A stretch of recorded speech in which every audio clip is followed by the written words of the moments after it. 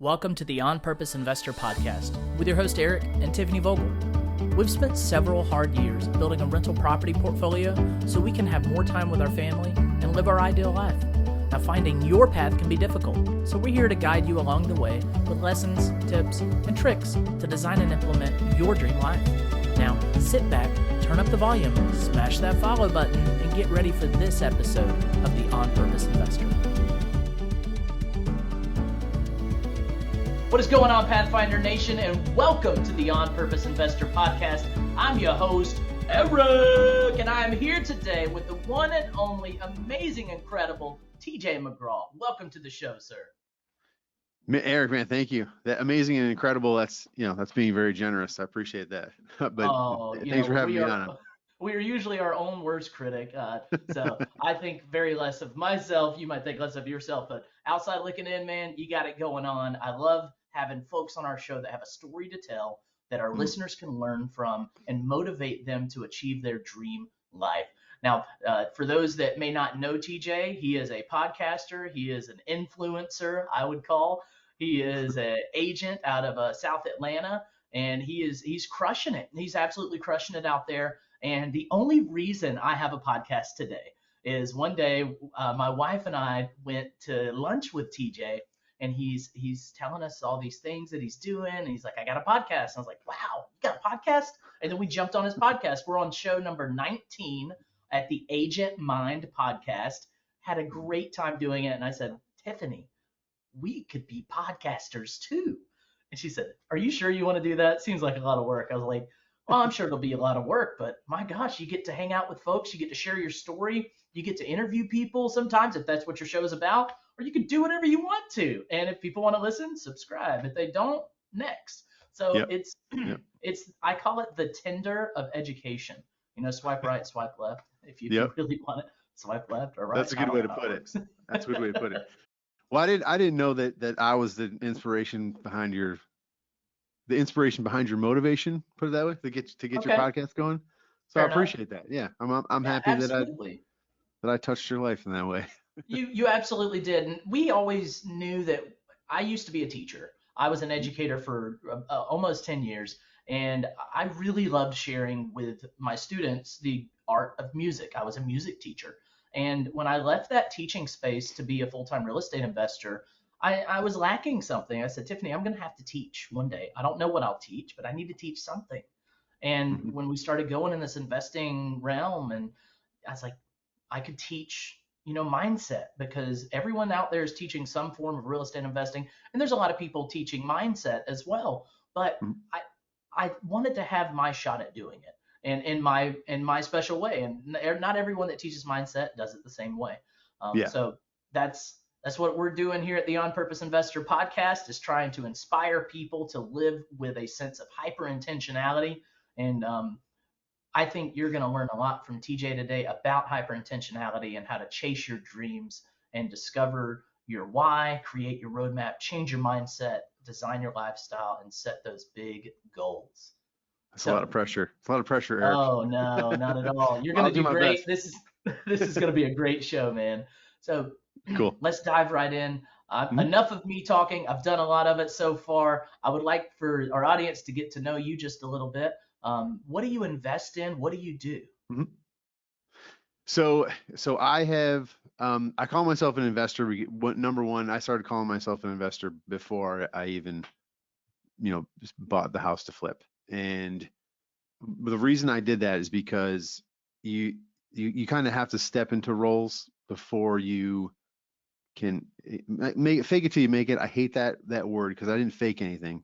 But if I was going to be an investor, I had to act and think like one. So, and the first step is it sounds corny, but looking in the mirror and saying, I am a real estate investor. Why not me? Instead of like, how can I get this done?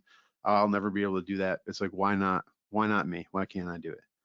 So I haven't done a lot of investing, and I was going to say that like you the podcast that you have here with you and Tiffany, I mean, you guys have done it. You've done a lot, and there's people out there that have podcasts that they're all over social media, and they haven't done even like a fraction of the stuff that you all have done. So the work you're doing, I don't want to sound corny, but the work you're doing is important because you have truth behind what you're saying, and you've been there, done that. So, if you're going to go, I mean, you wouldn't go learn how to be a car mechanic from a radiologist. You know what I mean? Like you're going to learn investing from an investor. So my area of expertise, or my wheelhouse, so to speak, is real estate, and it's on, the transaction side of being an agent. But it's funny how I ended up here. I started out my working career at 14 years old in the restaurant business, and I just stuck in that business for over 20 years. I got a culinary degree. I got a bachelor's degree in food and beverage management. I was running restaurants and doing all that. And but I would go to work, and I would just dread walking in the door. I would just sit in my car, and I'm like, I don't want to get out. Like the door handle of my car was so heavy. I'm like, something's got to change. So I started listening to. I've always been interested in investing and curious about it. Just never had the really guts to really do anything about it. But when you get to a point where you're like, something's got to change. So, but let me revisit this investing dream that I've had, that I've kind of stuffed down. And so I started listening to podcasts. I'm in South Atlanta. It took me about 40 minutes to get to work. So in the car, 40 minutes, that's without traffic. If you're familiar with Atlanta, oftentimes it was a lot longer than that. But I would listen to Bigger Pockets, and anything I could kind of consume about around real estate. And then I started to think, well, how am I gonna do this? Because I don't have, this is when you're first starting out, you're like, what's the first thing you think of? Like, I don't have the money. I don't have the money to do this. I could never do this. I need to, all these rich people can go and invest, but I'm not, I need money to make money. So I said, well, what's the best way I can do this? So I figure, well, I need to change something. I want to get into real estate. So I'm going to get my real estate license.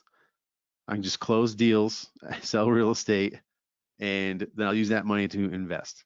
And of course, as I learned that, being a real estate agent is, oftentimes just as difficult. You got to work. You got to put in the work. You got to grind and grind and grind. It's like a 90-day cycle. You don't get a paycheck, until after it's all said and done, which oftentimes that happens in investing as well. So, so that's what I did. And I got to another point where I'm looking around and doing this stuff, doing these activities as a real estate agent. And I was like, this is not what I was anticipating. It's not what I planned on doing. So that was the big shift. That was the moment that I was like, I have to make a plan. I have to figure this out. Otherwise, like, life is just going to keep happening to me, and I'm allowing this to happen.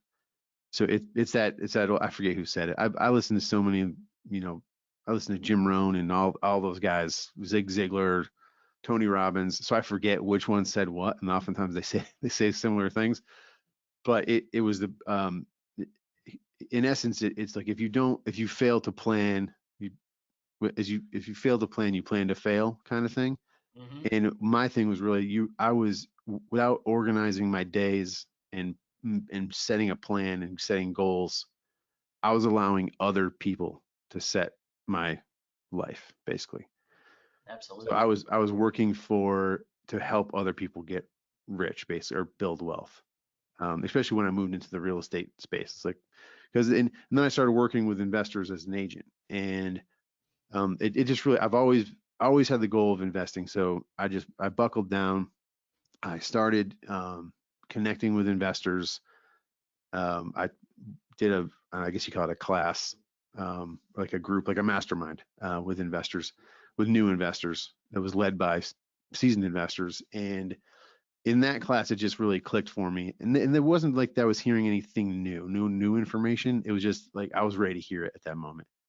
So, and this was like right when the market was starting to go up, and all the new investors were saying, you can't find a deal out there. You can't find a deal out there. Everybody wants, they think that it's a seller's market. Nobody wants to sell their house. And I just was like, I stayed quiet when everybody was complaining. I'm like, I'm going to get a house somehow. And then everybody said, especially, you can't get a house off the MLS. Like that's just unheard of. That's not happening right now, which it was not very common. But I said to myself, well, I'm in real estate. If it's on the MLS, because I need to make it efficient, because I still have to make money, help my clients and all that. So what I did was I made a plan. I'm gonna submit 3 offers every single day, no matter what. Like that's if I do nothing else in that day, I'm submitting 3 offers. How am I going to pay for it? What, who, when's going to, all these other questions were not, that it wasn't, I didn't get to that point. It wasn't tomorrow when I was under contract where I had to get those answers. You know what I mean? So I was just committing to making 3 offers a day. So I did that. I made 3 offers a day for, it had to be 4 months. I mean, I took weekends off. So it was probably 5 days a week, 5 to 6 days a week. I'm making 3 offers a day. And of course I get no answer. Sometimes I get an answer and it was like a no, total rejection. Until I made a blind offer on a house, and it was a family that owned the house, where somebody had passed. They had been renting it for a while, but it was the original owners that owned the house. The house was built in 1960. And I sent an offer over, and it was for more than I was willing to pay for it, but it was blind offer. So I'm like, I'm going to go over, and then I'm going to, I don't know, it's not a game. It's not really a game, but we play that, I'm going to make this offer. This is what I would pay for it if it's in the condition that that the pictures are telling me it's in, and so on and so forth. So, it come to find out the family was getting offers from investors and big companies, and they didn't feel comfortable selling their family home to a big company because they weren't sure, they wouldn't love it like they did, so to speak. So being me as like just a single, I have an LLC, but just, I'm the only member of the LLC. So they kind of trusted me that I was going to do the right thing with their house. Right. So I ended up winning the deal. I did, of course, it helped that I came in about 10,000 over what the other companies were asking. So that did help. But at the same, I ended up, and we can talk about the numbers and all that if you want, but that's how it started. And it was, I mean, I said I didn't worry about the money and all that. I had spoken with a ton of hard money lenders. I had some money for down payment. So I had things in line so when when it's time to pull the trigger, I could pull the trigger and get all that stuff together. But what I found out was like most lenders, they're like, well, when you have a deal, come talk to me. Like, I'm not going to waste my time talking to you now. You don't even have a deal. I'm like, but I need you there when I do have a deal. They're like, well, bring a deal. And so that's a scary part for a lot of new investors. At least it was for me. I was like, I get under contract, and then like, what if I can't pay for it? And it's like, well, I mean, you just get out of it and due diligence. I don't know, but there's ways, like, to be scared of that is, I realized that it was just a limiting belief that turned into an excuse, for a long time. So I know I'm rambling a little bit here, but it's all good, TJ. I'm really, really enjoying the story of it all, because I think it's highly important for our listeners to hear that, you didn't enjoy where you were. You didn't like where you were. You one day said, hey, I've heard it said, if you want to be a certain thing or a certain person or a certain kind of whatever it is, you got to start acting like it. Fake it till you make it. But I say you're dressing the part. You'll never be XYZ unless you start acting like XYZ. And I'm not great at figuring out who said what either. My wife is really good at it. I'll say, can you believe so and so said this? And she's like, no, wrong. This is who said this and this and this. Yeah. But I think it was Jim Rohn that says you are the average of the 5 people you spend the most time with. So yes. I'm sure the people you started spending all of your time with shifted and changed when you started identifying as someone different, because you want to break up with that old you. That's not you anymore. That you want to say goodbye to that. I'm still a dad. I'm still a husband. I'm still Mr. McGraw, but I am a new version of him. And I'm going to move forward as this new version of me. Exactly. I know I've listened to the podcast. So I know we're going to talk about books later, but it's prudent to talk about this book right now. There's a book called Be Your Future Self Now by Dr. Benjamin Hardy. And really it's that's what it's about. It's like start having a relationship with your future self. And it sounds woo wooey and all this stuff. Like, I'm into meditation. I'll just get that out right now. I like to meditate. I like to visualize. I think it's important. You can actually train your brain. There's like science behind it. You can train your brain with visualization to, like, not trick it, but you can trick it into thinking that these things have already happened and you've already had this success. So then your subconscious, like behind the scenes, your operating system is going to start working to get that feeling again. So your brain doesn't recognize the difference between a memory or a visualization. It's like your Yeah, subconscious and is it just, takes away the fear factor. yeah, yeah, it totally does, because you're training your brain to wire, to make connections, and you can do it. I mean, you're either working towards your goals or you're working to away from your goals. There's no like idle in between, and it's all about what how your mind is. I know we talked about mindset. It's like, really, if you can train your brain to recognize wins instead of dwelling on the so-called mistakes, or you didn't get a deal, or you if only I had done X, if only I took that stipulation out of that one deal, it would have been mine. Whatever the case may be, or I snapped at my wife, or if you dwell in these negative thoughts, then you're you're going to create more negativity in your life, because your brain is firing into those negative. They're making the negative connections with everything. So, but then if you start waking up in the morning and writing down your wins, or before you go to bed at night, if you write down your 3 wins before you go to bed at night, your mind, all your subconscious all night long is thinking about those wins.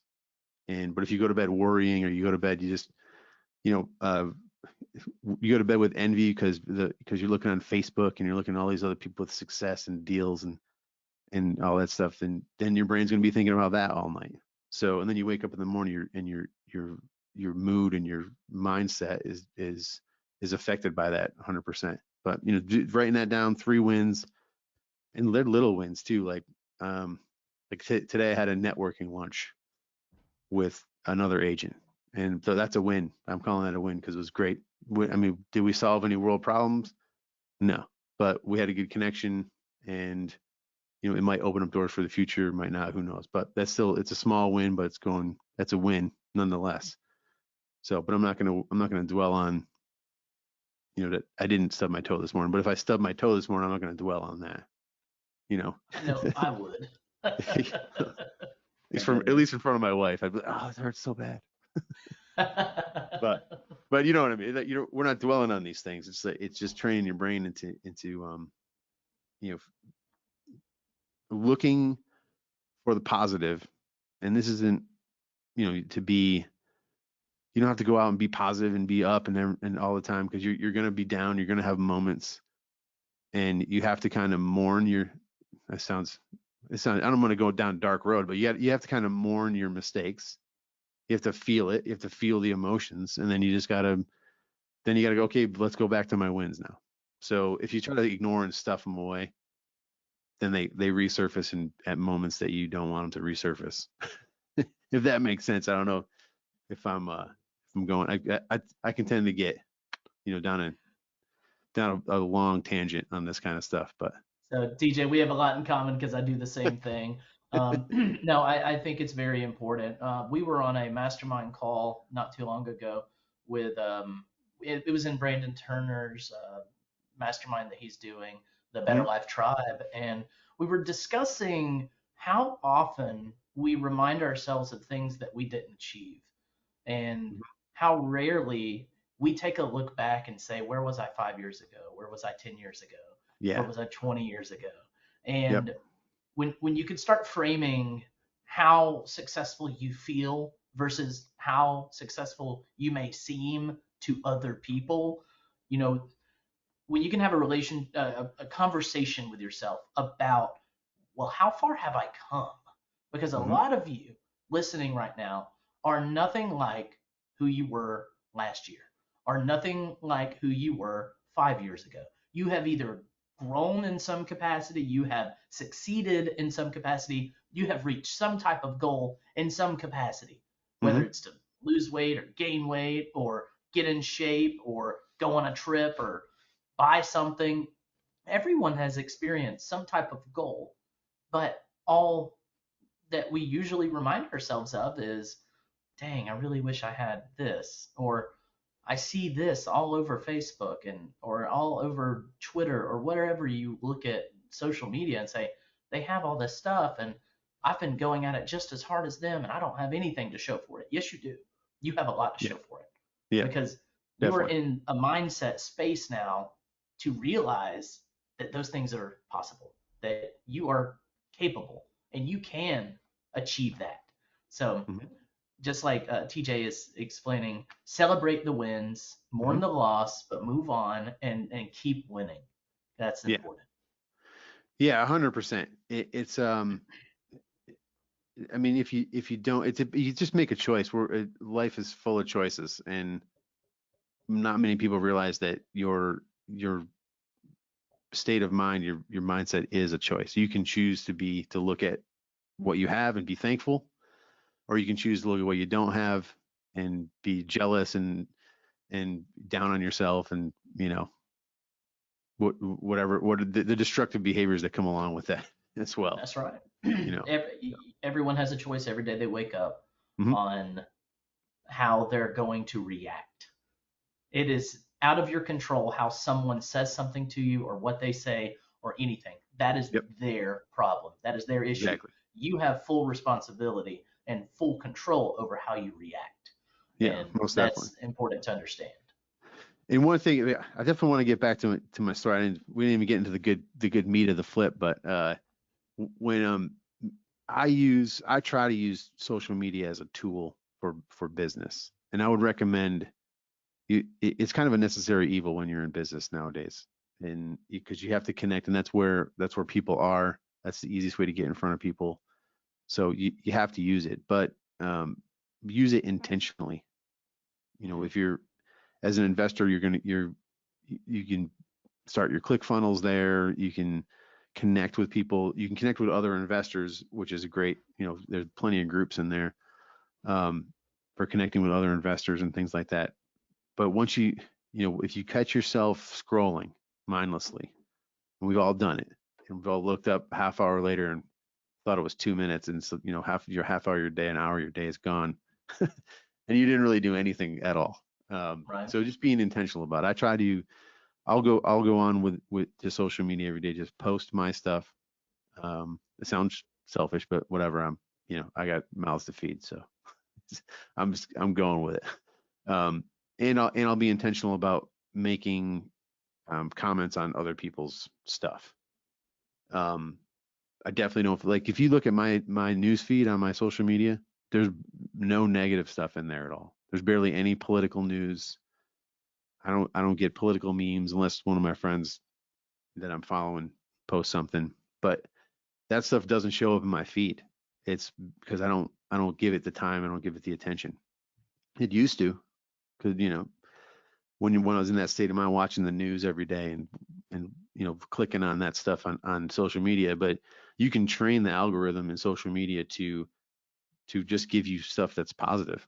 And not many people know that, but it's definitely can happen. It's a Yeah, it's such an interesting thought because Mhm. you can have a benchmark of your success of how you're shifting as a person Mhm. based on what your Facebook or TikTok feed Yeah, looks like. definitely, absolutely, yeah. It's interesting. Yeah, it's so funny, but it's true though, because those algorithms. There's really smart people working constantly. Their only job is to figure out how to keep you on those platforms longer, and so they're gonna feed you what you want to see. Mhm. And that's so if you want to see positive stuff, they're gonna feed you positive stuff. You want to see negative, you know, political division, they're gonna send you all that stuff. So Mhm. yeah, well let's get back to my flip, because I Let's have go. Let's go. because I learned a lot, and I definitely want to make sure to talk about that. Mhm. So I where were we? I got the house. Um, I'm under contract and we're set to close like 3 weeks later, I think, like that. I got a hard money loan, um, which is was super helpful for me and totally worth it. But we'll talk about that in just a bit. But the closing kept getting pushed back because there were children of somebody that had passed a decade ago, and the way that they were on the deed, it wasn't survivorship. They were I'm drawing a blank right now. This is embarrassing because this is what I do for a living. But in essence, these children of this deceased person were entitled to a piece of this property, basically. Mm-hmm. So they had to negotiate, and they ended up paying them off. It was like family members that they didn't really know. And they're like, so as soon as they get that phone call, they're like, ooh, dollar signs, and then I think they ended up having to pay them like 30,000 at the closing table, something like that. Right. And So then did and they they have to didn't. probate it? Yeah, it was I forget exactly what they called it at the time, but it was in a probate. It's one of the probate issues that they get stuck in. It wasn't in probate. It was just doing the title search. It just came up that these people is because the gentleman whose kid they were, he had died, like I said, like a decade earlier. So it was all a big surprise. But anyways, so the unexpected things, this is like the first unexpected thing. But the house really spoke to me. It was on a little lake, in just a private lake for the community. The house was built in 1960, but I kind of cool. I think that like mid-century look is kind of cool. It just speaks to me, especially like that the outside of homes, the architecture of outside of homes, and it was all like not stacked stone. I think it's holiday stone they call it. Um, and it was just a cool looking little house it was a 2 bedroom house, but in the tax records it was a 3 bedroom. So here I go. Okay, I can I'm gonna say it now because I'm already closed and sold the house. I don't have to pull permits and I can just put a wall up and put the third bedroom back, so to speak. Mm-hmm. I don't recommend that. This disclaimer, like if it'll be much cheaper in the long run if the code enforcement was to come by, see the dumpster in the driveway, and you're in there putting another bedroom in. That could be very expensive and stop work orders and all that stuff. So that's my disclaimer. So don't do as I do, or don't do what I do. Learn from my mistakes. So we ended up doing that. So I got really excited about this. I got my house. It smells. It's got mold in it, in the bathrooms. It's just got the one of the rooms was kind of sagging a little bit. Um, it needed a roof. It just needed a lot. It was neglected for quite a while. I had the wood paneling in the living room and all that. So I did not mean for it to be a full gut, but it kind of, because of my excitement and ambition, I veered from my plan. So lesson number one for any new flipper: make a plan and stick to your plan, because if you start changing things when you're going 90 miles an hour, 100 miles an hour, you're going to crash, like, for sure. Luckily for me, like, I had installed guardrails, and I knew that I was going to go over budget going into it. So I had a couple backup plans for it, and I used every single backup plan, just because of my own mistakes. But really, I wasn't going to take down any walls. I was just gonna, fix the walls, patches, put the wall up for the room. But I started thinking about it. I'm like, oh, wouldn't it be great if this was open, like the kitchen was open to the living room? Oh, how much does that cost? And so we got, okay, let's do that. It doesn't that we can do that. And how long is it going to take? Okay, we can definitely do that. My goal was to get it done in 3 months. Be ambitious, right? I'm gonna get this house. It's mostly cosmetic, maybe a little deeper than cosmetic, but I'm gonna get it turned around in 3 months, get it sold. It's gonna be great. Well, it didn't get done in 3 months. So one thing was my fault. I kept changing stuff, so I kept adding things and making agreements with with the person that I hired to do the stuff, who's a great guy, but I think as I was changing things, I think he agreed to things that he wasn't really ready to do or comfortable with doing. So I unintentionally like put him in the weeds, put him over his head, and he didn't want to lose the job, so he wasn't 100% upfront about not being able to do all the things that I needed him to do. Anyway, so long story short, I got to a point. And here's one mistake too. Get an inspection. I didn't get an inspection. I did not take my own advice, because I would never tell any one of my buyers, if you're an investor or not, to skip an inspection. But if if you do it a couple times, that's what I thought. I'm like, I've been to so many inspections. I know what to look for, this and that. I can figure it out. Well, I didn't get an inspection, and it bit me a little bit, because it definitely added. I had surprises in the tune of about $5,000 to $8,000 just because I didn't get an inspection up front. Just things that were kind of obvious that I thought would be obvious, but I didn't see them, because it's not in my lane, so to speak. I don't think you don't do inspections, right? You do your own inspections? Well, for the most part, we do our own inspections. Sometimes time is not of the essence. Time is of the essence, so we don't have time to do inspections. But if we're doing a more conventional purchase, we will do an inspection. Yeah. Gotcha. But I mean, how many deals deep are you in? Like this, on your first deal, like definitely, I would suggest to build a big enough team around you that Well, can help I guide will you. say this. Even on our first deal, we got an inspection, and it did not reveal all the things. Yeah, and you're true. That's another thing too, for sure.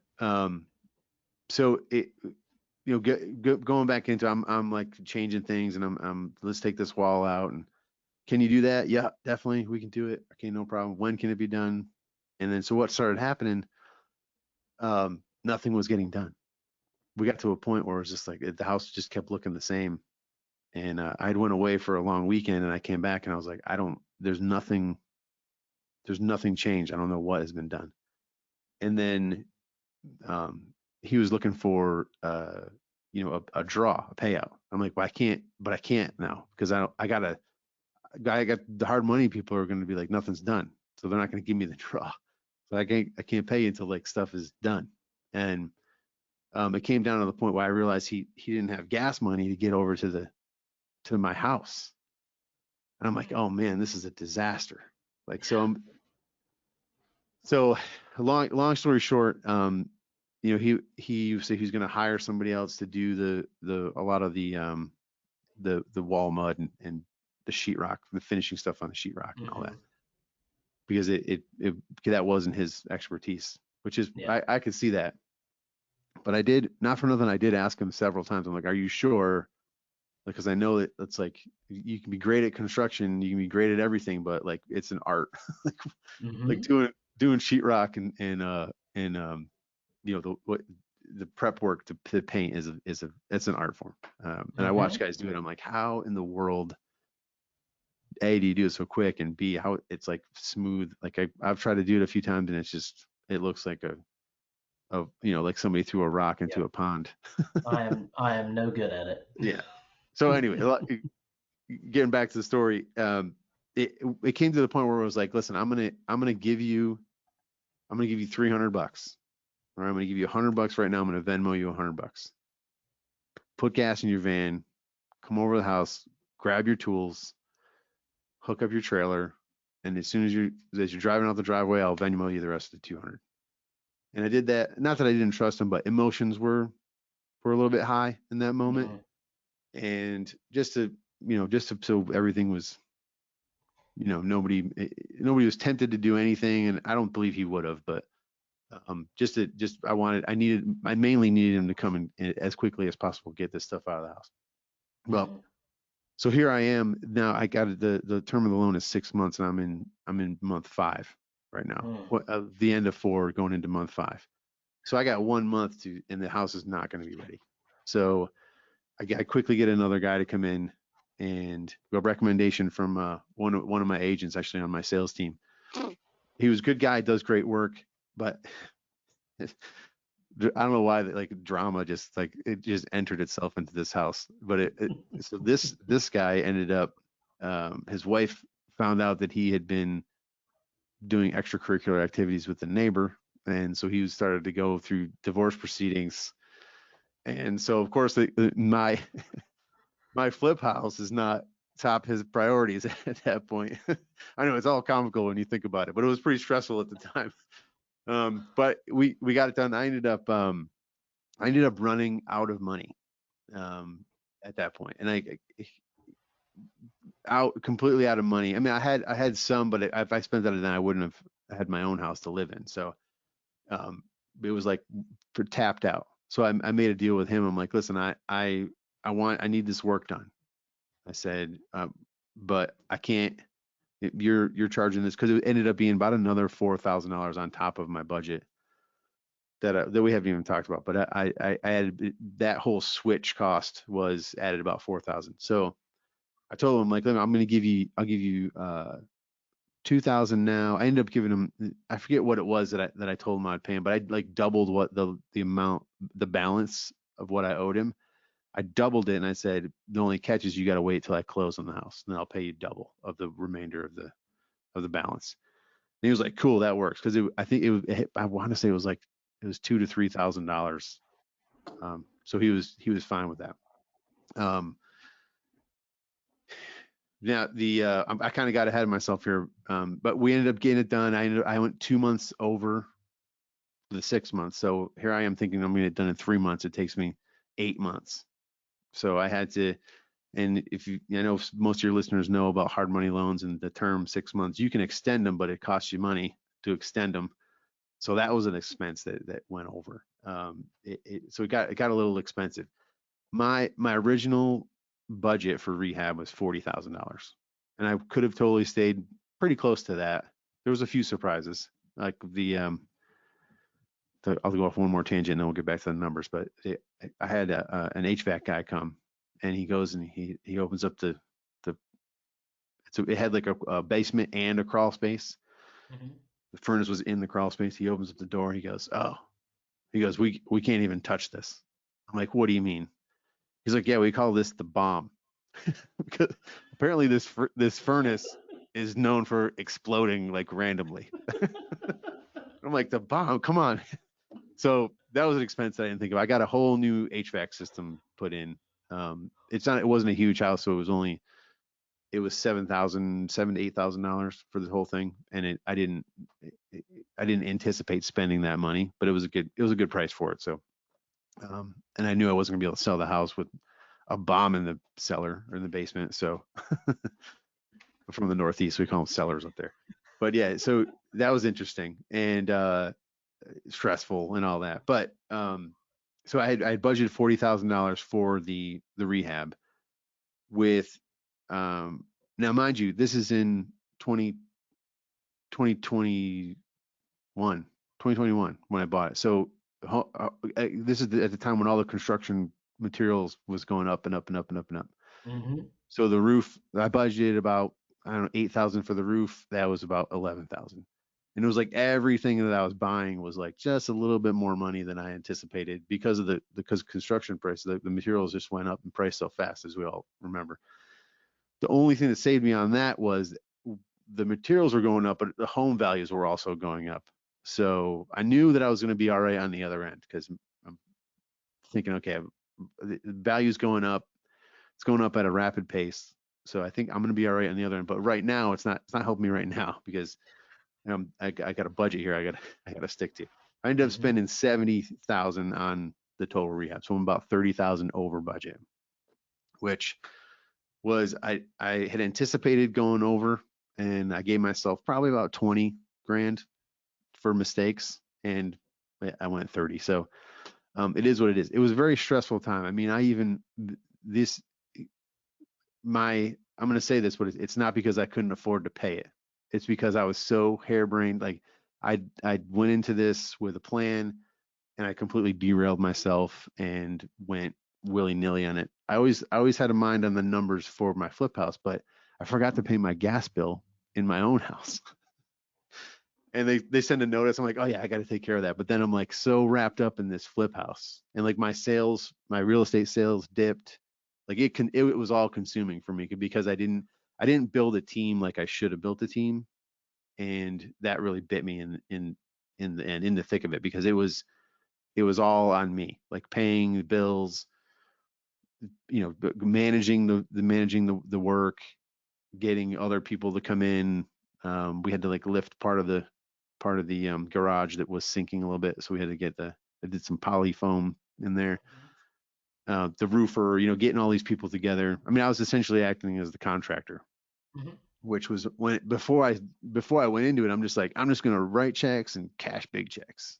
All. Yeah. That's all the work I'm gonna do is my hand and write checks and cash checks. Well, that's not. That not end up being what I did. So it was all consuming. So in hindsight, with all that, it you really, if one thing I can tell anybody that's listening that's going to get into this, don't be afraid to do it, first of all, because it was totally worth it. No matter how was feeling in it and doing it, I was learning so much, and it was totally worth it. And I just took the action, because I'll analyze, I'll overanalyze, and I'll analyze and I'll analyze with everything, not just real estate. With like, if I'm going to buy a new phone, I just pulled the trigger on buying a new phone, but I had to like think about it. And I've had this spot on my lens, this damage on my lens, for about a year and a half. And I finally, you know, got to the point where I'm ready to buy a new phone now. So I usually, but with buying the house, like when I committed to making the 3 offers a day, I'm just going to do it. I'm just going to take action. Like, what's the worst that could happen? Like, my family's still going to love me. I'm not going to die. I'm pretty sure I'm not going to lose my house, because I think I have other money coming in. So that's really not a scare. Like, could I hurt my credit? Probably. I could. Yeah, my credit could get some dings on it for sure. But is that the worst thing that could ever happen? No, because that's fixable. It's fixable with time. So I'm not saying go and run up your credit cards and do all that, but I ended up doing. I maxed out all of my credit cards on this build, and I mean, I was right to the point of desperation at that point, at the end of the 8 months. And so because of that, I ended up like pricing the house to sell. Like, I'm like, I have to sell this house. I was gonna list it for 260 and wait and see what happened. Hopefully get a little bit more, and I get a bidding war, because that's when all that was like starting to happen. Mhm. And the next door neighbor, their son like lived in the basement in the next door, and he had looked at the house prior when it was in complete distress, but he has the FHA loan, so the FHA loan wasn't gonna cover this house, so he ended up Mhm. not buying it. So he would come over and talk to me, and he's like, oh yeah, I wanted to buy the house and this and that, and I'm like, oh great, well, if you like FHA, it's definitely going to go FHA now. I fixed all those problems, no worries. Mhm. So he ended up buying the house, and I told him it'd be it'd be 250, and we ended up getting a deal done. I had it coming soon, but we were under contract like right before the day I was supposed to go live on the market. Um, the house appraised at 265.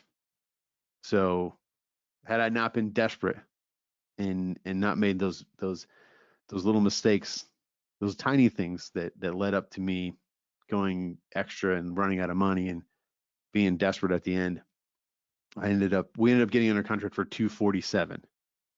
And then there was a couple things that I'd realized that I didn't have the money to finish up. The attic needed some more spray insulation in there, sprayed, and then one of the, I don't know how I didn't realize this prior, but the fans in the bathrooms were venting into the attic, and I was like, man, I can't.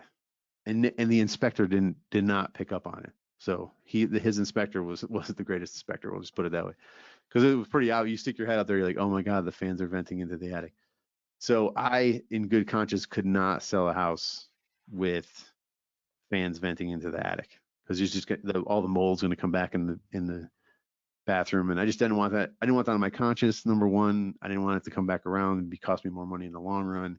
I just wanted to make sure to make it right. So I said, listen, you need some insulation in the attic, and I'm realizing that the fans are just venting directly into the attic, and you're gonna get moisture problems and all that stuff. So I'm gonna give you $5,000 in seller concessions at closing. He's like, oh, great. Well, then then I had like a septic inspection come out. They open up the tank, and it was one of those companies that I think they just tell everybody they need a new septic tank. They're like, you need a new septic tank, and I'm like, no, that's not. Not like, if I need a happening. new septic tank, you might as well like put me in the septic tank and bury me in the septic tank.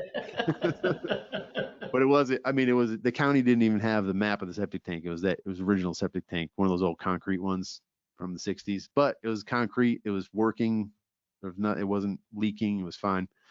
So I had another company come out and gave me a clean letter. And the seller or the buyer had a company come out, looked at it. Everybody was fine with it. But that was a little hold your breath for a few days there on that one. But it all worked out. So in the end, after acquisition at 120, closing costs and construction insurance, holding costs, I saved on my commission because I'm an agent, so I didn't have to pay the 3% for me.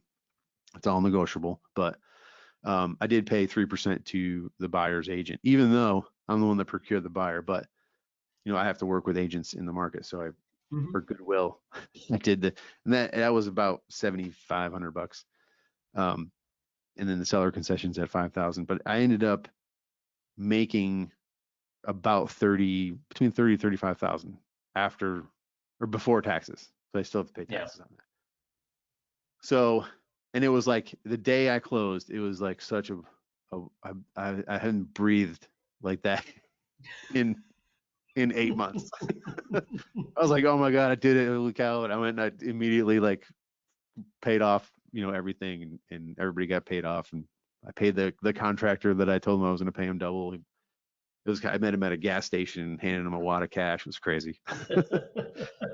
But yeah, so that's the story. It was fun. I mean, the in hindsight, the biggest things is like you really have to do your due diligence. And I thought I was doing that, but I got excited and I let my ego get to me a little bit. Like, I'm a real estate, I do this all the time.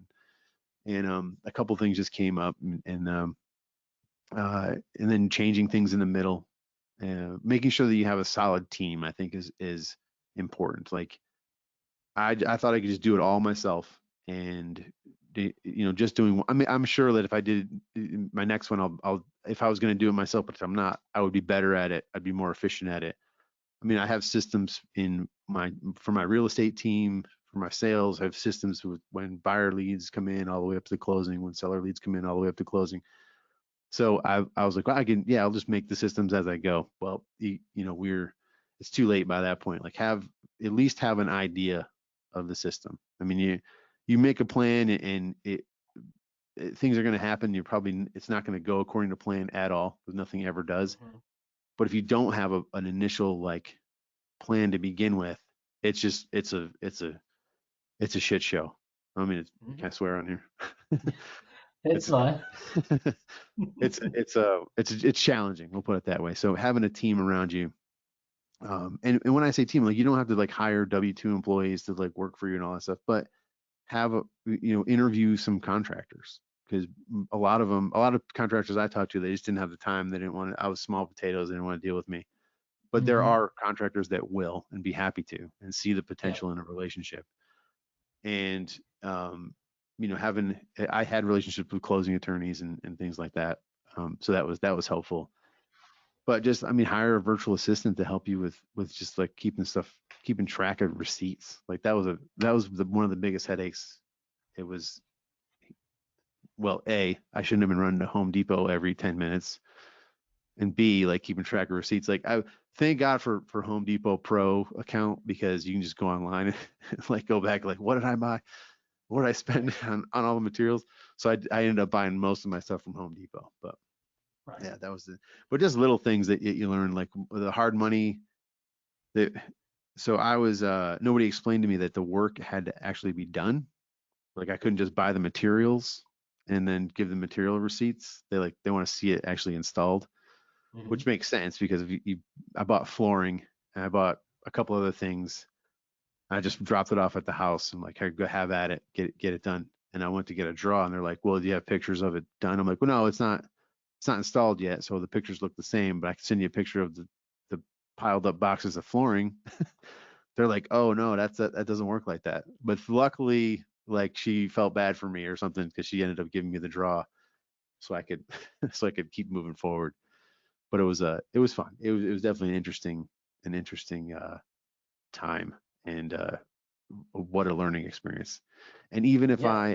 I can tell you this right now, like I was fortunate enough and I had enough wits about me to like not lose money. And I got a good deal on the house to begin with.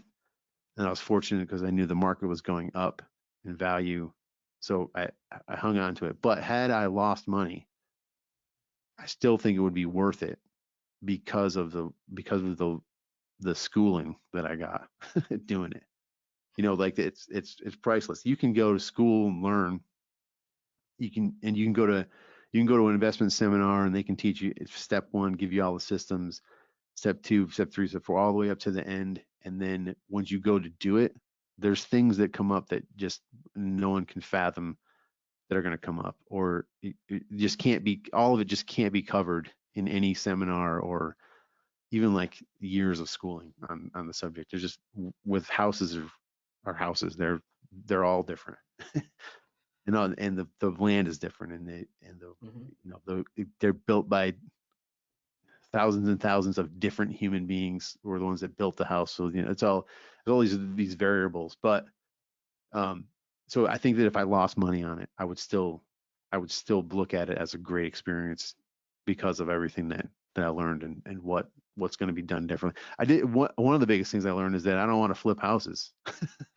I don't. My next venture is to get rentals. I think buy and hold is definitely the way to go Hmm. because I flipped this house and I got that was it. I got to have one check from it. So Right. um, and it was a headache and just building it's harder to build wealth if you're just flipping, but it Hmm. has its purpose for sure. And if it makes sense to do it, but I think if you're going into a house having like what you really your number one goal for an exit strategy, and then thinking of the backup plans as well. Yeah. And that's one thing I did do. I looked into keeping it in the early stages, but when I started running out of money and I just needed to unload it. I needed a big injection of cash to get back whole, and so that's what ended up happening. But the next time around, it'll definitely be with the intention of keeping it, and it's not going to be as big of a rehab either. And really, if it's something that cash flows, if I'm paying market value for it, if it's going to cash flow, that's fine. So my whole perspective on what is a good deal and what's not has certainly changed after that. No doubt. Man, so much to unpack there. What an Yeah. incredible just I'm just in my head visualizing the things that I've experienced in my renovations and I'm like, wow, this is so every story about a renovation, they all kind of seem to run parallel. Hmm. Especially when it's on your first couple that you Hmm. do. It's Hmm. like, wow, yep, I've been there. That happened to me. Yep, I've had to put in the septic tank. Yep, I've had to do this. Yeah. No, I've never had anyone tell me there's a bomb air conditioner furnace The in my furnace, crawl yeah, space. that was that was the biggest surprise. Yeah, that's never happened to me. But Yeah. how powerful though is that story to prove, just that mission of just get up and do it. Just Hmm. if you want to be a flipper, go flip a house. Yeah, Yeah. it's probably gonna suck, and at times you're gonna want to wish you're probably gonna wish that you'd never done it, and then that just clears something up. Hey, I thought I wanted to be a flipper. Hey, I am not a flipper, but I Yep. enjoy buying houses and I enjoy the idea of passive income. So let's shift. I have all this knowledge on houses now. I'm going to Mhm. shift that. I'm still going to renovate houses, but it's going to be to make them rentals. And there's just a wonderful story, a motivating story for our listeners to, if you're out there and you're thinking, man, I'd like to get started, but I just can't do it. You can. Yeah. The only thing that's in your way is you. You can do it. Um, Yeah, it really is. It is that easy. I mean, it's work. Like like you better not be afraid of work. And whether it's I don't recommend doing all the work yourself, but if that's the field you're in, then yeah, do it. It's going to be work, but it's going to be emotionally taxing. It's going to be a lot of figuring stuff out, problem solving, it finding money, moving money, finding material, surprises. Like that's the work. It'll be hard work, but it is, if you make the decision to do it, it's easy. You just yeah, do it, make the decision, and then go with it. right. So, what do you think, if you could put a word on it, or maybe a few words on it, what was your main motivation when you first got started? Like when you decided, hey, I'm done cooking, I'm done living this life, I'm ready to break up Mhm. with old TJ and date this new TJ and be this new TJ. What was your main motivation? 100% honesty, money.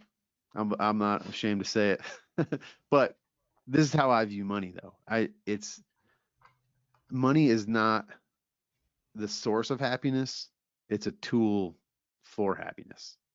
So like just the things that I could do with my family with with uh with financial freedom and more money coming in, and I would I would maybe get 3-5% raise every year after I was like put through the gauntlet of the evaluations, employee evaluations. Like I hated that. I was that was there's nothing more. I felt I was kind of humiliated by it. Like, okay, you're gonna like I'm in the trenches every day making you money, and you're gonna sit down and tell me all the things that I'm doing wrong and all the reasons why you can't pay me 8%. So Hmm. that's what I hated. So I wanted to be able to look in the mirror every morning, and like that guy I saw was the only one that was deciding how much money I was going to make. Hmm. That was the big one. So a lot of it was selfish. I don't really think selfishness isn't necessarily a bad thing. Um, I'm an Ayn Rand fan. I don't know if selfishness is a virtue. She wrote a book called, but it's Yeah. in a way you have to take care of yourself, and you got to take care of yourself first. And it's a cliche, but put your mask on before you help the person next to you, Yep. in the airplanes. It's that's a procedure on an airplane for a reason, because if you don't take care of yourself, then you are worthless to everybody else Yeah. around you. That's So right. really, really, that was it. And I was gone all the time. I wasn't, I was missing sporting events from the kids, and I was missing dinner. And there was like a running joke when my youngest was very small, and she was just learning how to talk, and she was counting, learning how to count. And they'd be sitting at my wife and my two daughters would be sitting at the dinner table, and they would count the chairs, 1, 2, 3, and then my youngest would go, "We're missing one." So it's a big joke. No, we still say it now, like 9 years later. We're missing one. So, but that it's funny, but that it wasn't funny. It was like, yeah, you are missing one, and that's not cool. So I do believe that if I stayed in the restaurant business, I would be divorced right now. And it's not. My wife is a wonderful, most understanding person that I have ever met in my entire life.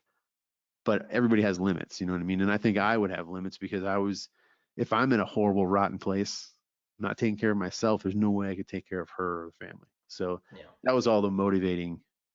Really, when I had enough of just this eye opening, like I got to do something now because I'm running out of time. Right. I calculated it the other day. I only have like, going on like the average age, the average life expectancy. I have about 12,000 something days left, something like that. It's a little That sounds morbid. morbid.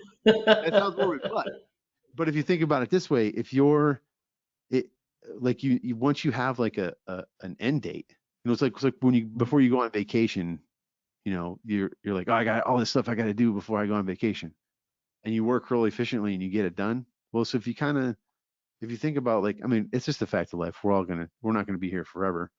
That's But right. if you put a number on it, you're like, oh man, I better get that Airstream I've been wanting to get, That's that right. kind of stuff.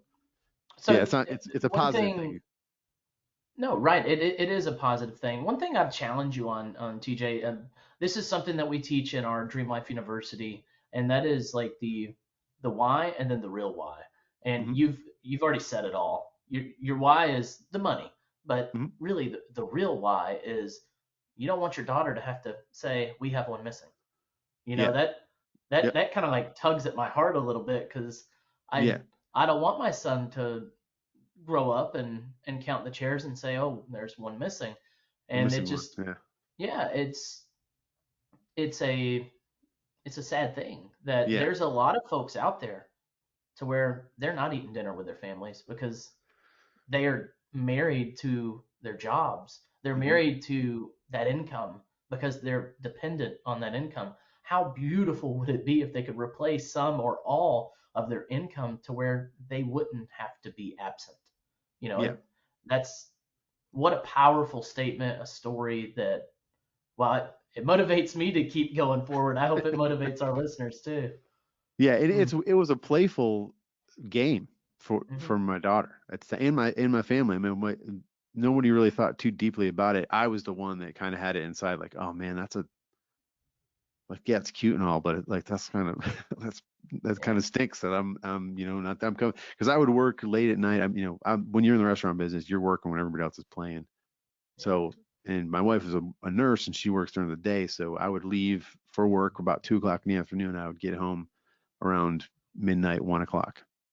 So I would rarely see her unless it was a day off, and I wasn't there when the kids got home from school. I wasn't there for dinner, and now I'm like 2:30. My daughter gets off the bus. I'm standing there waiting for her, unless I get That's on a a phone beautiful thing. call. Then if I'm on a phone call, but I'm in the yard at least, like looking for her. That's right. So, but yeah, it's That's such a great feeling. I'm so thankful that I can do that now, and it's yeah, because it's of the amazing. choices. And have I arrived? Am I like I'm not? I drive a Kia Forte hatchback. Like I'm not. I'm not rolling Land Rovers or anything. You know what I mean? But what I do have, the things that I am rich in are like they're priceless to me. That's It's abs amazing. yeah, that's absolutely right. I Hmm. think that's amazing. Um, so when you first got started and you're like, I'm gonna go, I know I want to do real estate, I'm gonna flip this house, did you Hmm. have a plan? Did you have it laid out? And if you didn't, that's fine. We call it a roadmap here at On Hmm. Purpose Investor. And that roadmap is like a detailed description of what your path, what your life looks like in the next Hmm. 3 years. Did you have something like that put together? Yeah. Yes. 100%. And that's really what. If I didn't have that, I would never would have started because Hmm. I like to read and like the Seven Habits, Stephen Covey. That's a Hmm. big one. Start with the end in mind. So, as a matter of fact, I have a journal that I have the front of it's a vision board. So I've got like little pictures cut out, and then it's like like 10 to 15 years from now, and then 5 years from now, 3 years from now, 1 year from now, and then I operate in like 12 week periods because I'm also a fan of the 12-week year. If you've ever read that, I have it's not read that one. it's a really good book. It just I forget the author. I'm embarrassed to say, but the concept behind it is we all like corporations will kind of be, not as productive until they get towards the end of the year when they got to meet all their numbers, and then bang, they have the best quarter of the whole year is at the end of the year. But Yeah. what if you just treated each quarter like 1 year and condense it into 1 year? Like think of how fast and how Yeah. productive you can be. I'm And, not doing it I think justice, that's but probably driven by some type of hyper intentionality. If yeah, you're it's just being exactly right. Hmm. super intentional, Yep, results come. exactly. That's what it is. So I had to go. I knew where I wanted to go. I knew what I wanted to be, and I knew that real estate and investing in real estate was a way to do that, was a way to get Hmm. there. And I have a plan, for just about everything else in life. Um, that going into buying the house, it was for me. I'm an over planner, so in order for me to take action, I had to kind of throw that out the window, which was really hard. not that I didn't plan at all. I always kept an eye on the money. I knew exactly where the last dollar was with that line, and and I and I went right to it. Put it that way. Hmm. But I knew where it was at all times. But it was the systems and the things that I didn't have in place, the countless trips that I didn't even include the gas that I probably spent on driving back and forth to Home Depot. Like it's Hmm. you know it, so that plan, the minutia of it was kind Yeah. of off the hip, but I knew the money was always like that was I always kind of kept track of that. Right, right. So No, and I think that's great. Without that detailed roadmap, usually, if you get in the car and you have no idea where you're driving, you're hmm just gonna aimlessly drive. And a lot of people do that with their lives. yeah. More people, and there was a study done, don't know where it came from. I know I read it on a website somewhere that wasn't Wikipedia, so it's likely to be somewhat decently honest. But the majority of people on this earth plan for a birthday party or some type of wedding event hmm or something like that. They spend more time planning something like that than they ever do planning their life. yeah. And it's That's such a scary. shocking factor. It is a shocking factor because all it Yeah. takes is just a little intentionality of saying, all right, let's sit down for, an hour every Yep. once a month, even Oh yeah. just once a month. Let's sit down for an hour and say, hey, here's what I'd like to accomplish this year or next year or the next 3 years. Hey, hmm at the end of this first year, if we want to make it to where we say we want to be in year three, what if we kind of back into that? And in this first quarter, these first 3 months, let's try to work toward that goal. And that's literally all it is. It's just planning out and then backing into what are your actionable steps that you can take. And hmm those small little things make such a huge impact. And Yeah. it just takes a decision. You just have a decision to make. Are you going to sit down and do it? Exactly. And I'll tell you, I spend probably about 50% of I don't really keep track of my work hours because I'm my own boss, which is nice. Hmm. But 50% of my working time is planning. That's it because if I don't, then I'm busy. I'm always busy, but but Mm. I might not be productive whatsoever. So it's always like I got a plan, and I know if like sometimes it'll be a Sunday and I'm like I just don't I'm tired. I don't feel like thinking about tomorrow. I'll just do it in the morning. And that whole week Yeah. is like I'm a mess the whole week. I Hmm. mean, it feels like it to me. I'm a mess the whole week, but it's because you got to line up. You got to put your ducks in a row, and you got to at least plan on what you're gonna win tomorrow. Like reflect on your wins from today, but then plan on tomorrow what you're gonna win. No, that's right. And Absolutely. the wins might not be the same wins that you planned on, but you'll get wins if you're just operating in that mindset of like gotta get this done. And it was all the going back to the 3 offers a day. Like I'm making 3 offers a day. That's just what I'm planning to do until something happens, and it happened. So Yeah. I That, managed that, I managed to buy a house off the MLS in the middle of it all when nobody said you could do that. So that's right. And I'll be honest with you, the majority of the houses my wife and I own, Tiffany and I, we bought them off the MLS. We have a handful of houses that we own or have flipped that were, word of mouth or mhm, door knocking or, cold mhm, calls. But the majority of our stuff came off the MLS. It is possible. We're mhm, entering, it's January of 2023 right now, and we're slowly entering a market where you're going to start seeing them come on the MLS again. mhm. And Yeah, it's yeah, we've gone and looked at a few just very recently and are making offers again. So don't be shy to get on the yep. MLS. Just know what your buy box is, know exactly what mhm, you need to buy for your portfolio, and start making offers like TJ. I mean, you killed it making those offers. Not a lot of people would Yeah. do that. Well, I have a system, and we like I said before, being a real estate agent, I have access to the MLS, and I have transaction software that's like connected to the MLS. So it was just Hmm. like I plugged the MLS number in, tax ID, all everything, legal descriptions all filled out. So I just had to copy and paste my stipulations. So I had a system for making offers. Yeah. Copy and paste my stipulations in there, and then sign it, send it off. And as we get back into the opportunities down the MLS, like I know that I hope you don't get anybody unsubscribing because you had a realtor on your show, because No, you should. I know there's a certain feeling towards real estate agents from sometimes from Well, investors. if someone in my listening group feels a certain way about realtors, that is their problem and not Right. ours. So, and if they need to unsubscribe, I fully encourage them to go ahead and hit the unsubscribe button.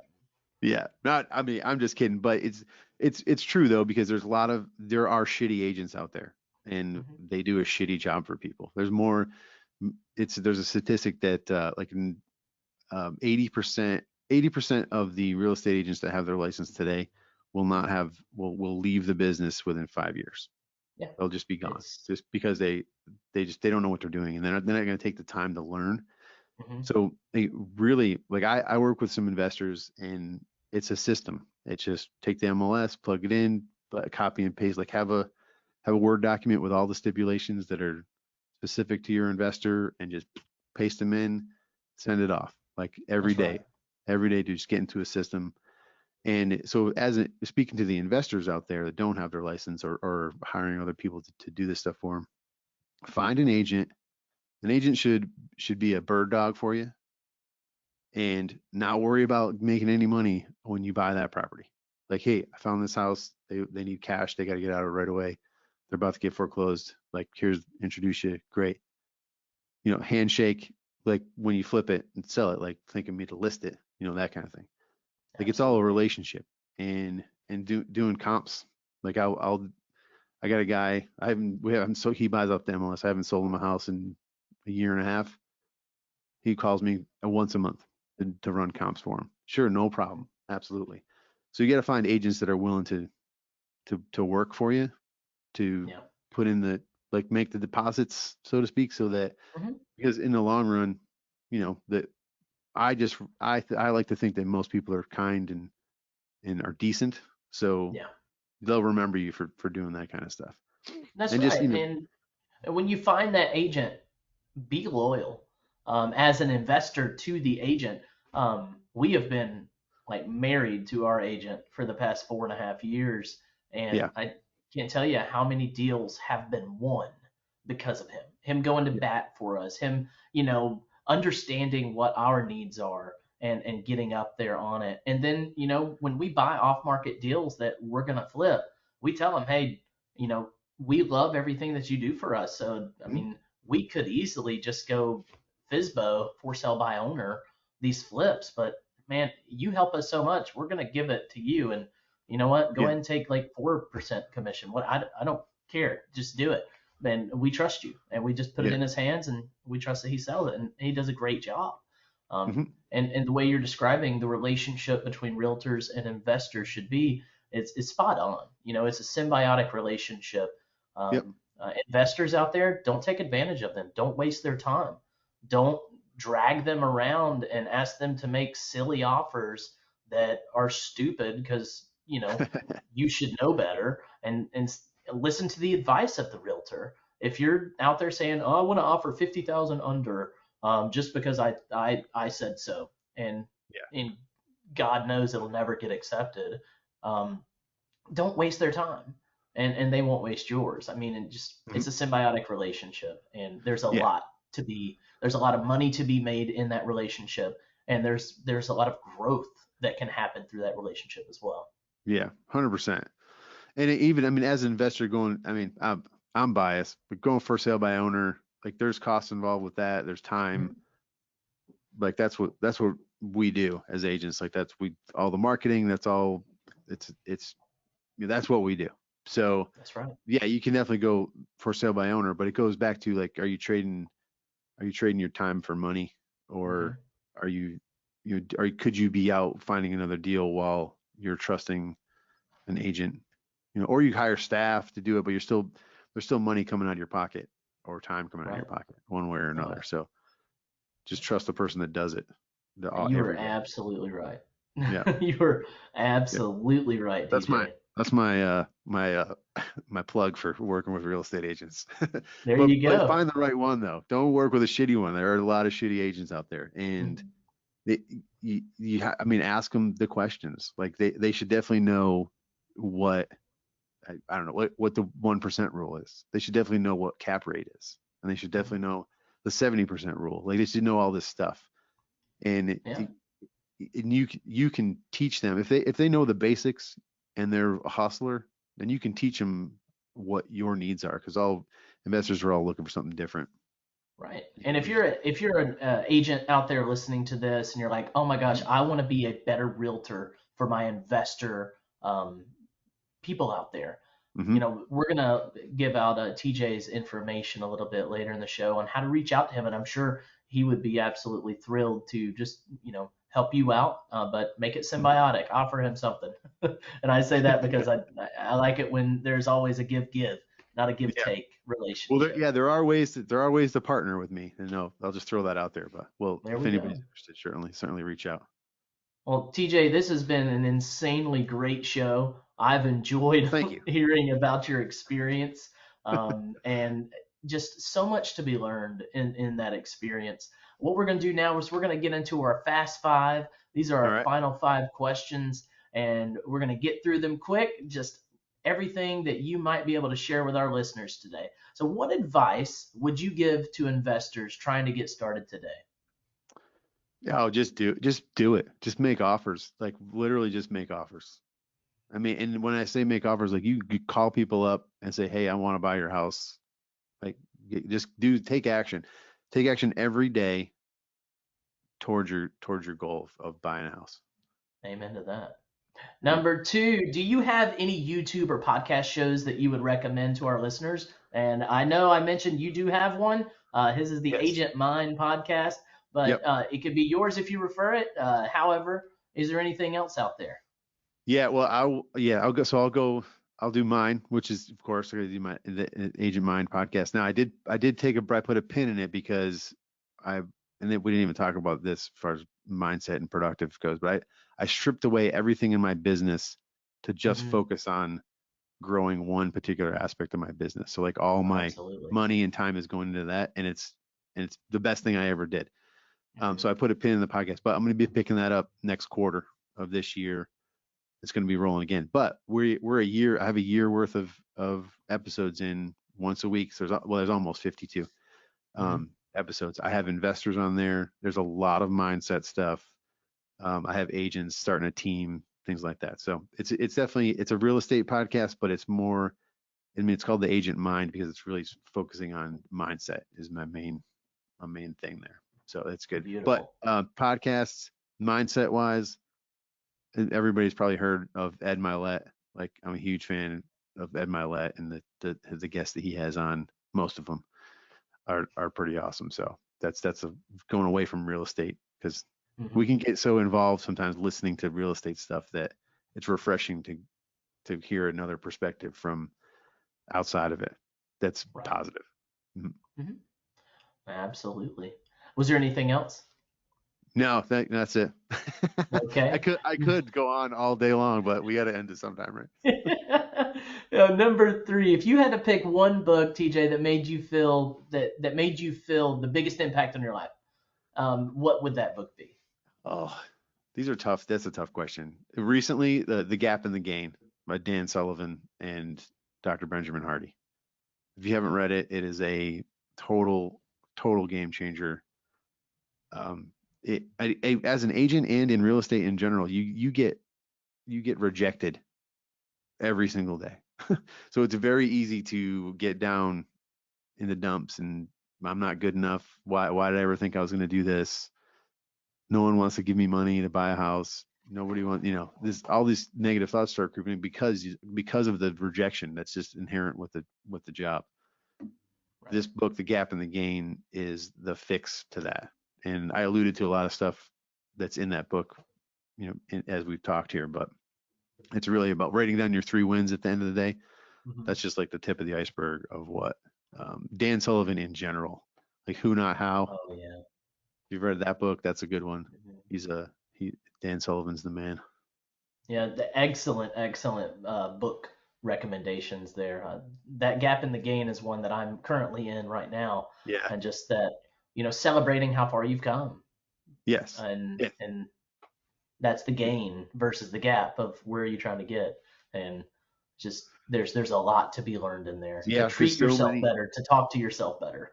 Yep. Because I mean, everything you listen to, even the motivational stuff, even like the self improvement and the positive stuff, is like, where are you headed? Where are your goals? Mhm. What do you where's that gap? And I've even heard like really gurus, quote gurus, say like you have to think of that gap, and that's what motivates you.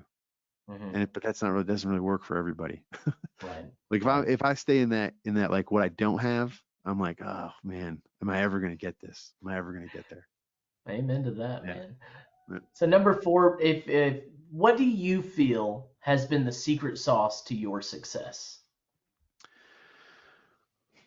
Oh, my wife is the first thing that pops into my head. My wife, absolutely, hands down. It's important to align yourself with people in general. People in your life, you need to be aligned with what you're trying to do. They might not understand you all the time, but at least they're Mhm. supportive, and they got your back. So Absolutely. yeah. So certainly, yeah. Her. I mean, I I could get. I would I, I would steal your answer there, because there's no way I could have made it here without my wife Tiffany. No chance. yeah, yeah. I mean, like I said, mentioned before, I really believe that I would probably be divorced if I stayed in the restaurant business, and Yeah. I It's never left it's there. So yeah. it's wise to be in touch with those things, Hmm. to understand those things. Hmm. I Absolutely. appreciate you sharing that. So Hmm. number 5, how can our listeners get in touch with you, to follow you on your journey, or reach out, and hear you? Yeah, absolutely. So the Agent Mind podcast is still up there. It's on all the streaming services that I know of, anyway. Hmm. Um, and that's going to be picking back up. So stay tuned. There's more episodes coming for that. I'm going to revamp it. The episodes are going to be shorter, and it's going to be good. Um, I, my Instagram game is finally starting to come alive. So I think Instagram, I'm going to throw that out there right now. It's TJ McGraw _realtor. That's my Instagram handle. All right. And TikTok, the same thing. I'm just trying to get, bear with me. I'm still looking for those good videos, but I think I'm gonna have some good information coming out. Absolutely. And Trying to get there's my real game and short form video game going.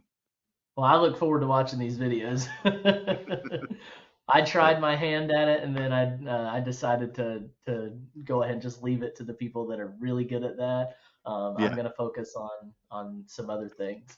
But y'all, all of his contact information and any book or anything that we've talked about in this whole episode is gonna be in our show notes. So if there was something and you're driving, you're like, I wish I could have wrote that down. Let me tell you, it's probably in the show notes. We have a wonderful production team. Her name is Erin. She does a fantastic job helping us out. If you give shout outs on our podcast listener app, whatever you might listen to, and you leave a review, give a shout out to our awesome production team. Our awesome production team. Her name is Erin. All right, y'all. This has been a great time. This has been an awesome episode. TJ, I have thoroughly enjoyed this. me Some too. great Thank you. laughs, some deep-hearted moments, some good feels, and Mhm. ultimately just a great learning experience for our listeners. Awesome. Yeah, I'm glad I could help, even if I help just one person. That's right. That's Yep. right. It's I don't know if you're a religious person, but the 99 versus the 1. It's very important to Hmm. find that one, chase them down and help them. So Definitely. Yep. amen to that. All right, All right, y'all. It's man. been great. It's been real. It's been fun. I look forward to having you back next week on the On Purpose Investor podcast. I'm Eric, and we are out. Thank you for tuning in. If you have any questions or comments, we'd love to hear from you. Head over to onpurposeinvestor.com and sign up for our newsletter to get all the latest updates. If you haven't already, we'd really appreciate an honest review wherever you watch our podcast. All right, now go smash that subscribe and follow button for more tips on building your dream life. See you next week, Pathfinders.